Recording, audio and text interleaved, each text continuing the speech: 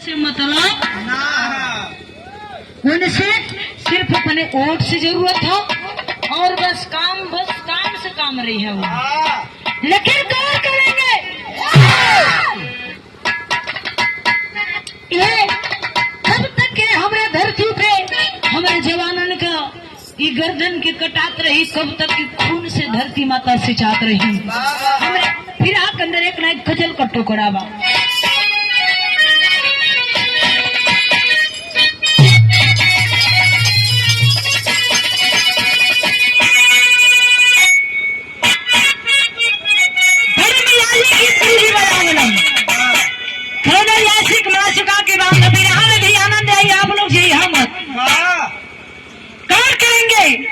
किसी आशिक मासुका के आशिक शहर के मिल गए और मासुका शहर के मिल गए और आशिक देहात के। लेकिन मासुका अपने आशिक से कले हो का कले हो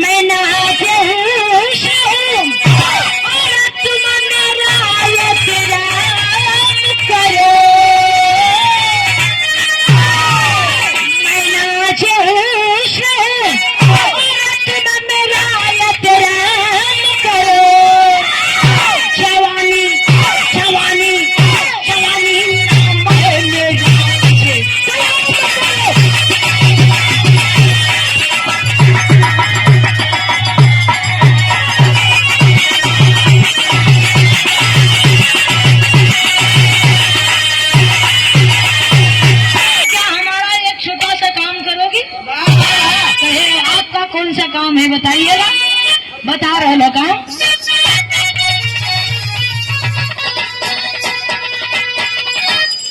मैं तुझे सलाम करूं और तुम मेरा एक काम करो।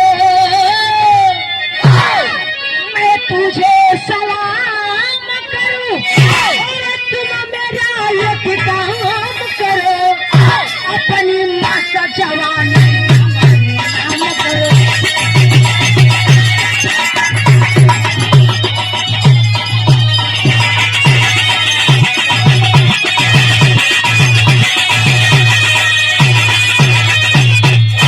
राजा जिया, लेकिन गैर करेंगे अरे बाबू।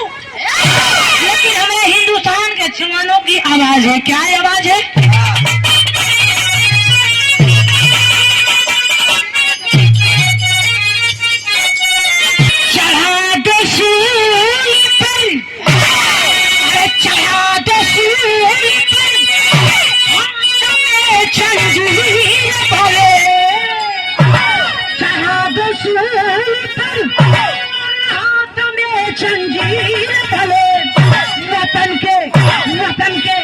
वतन के लाज बचाने वतन के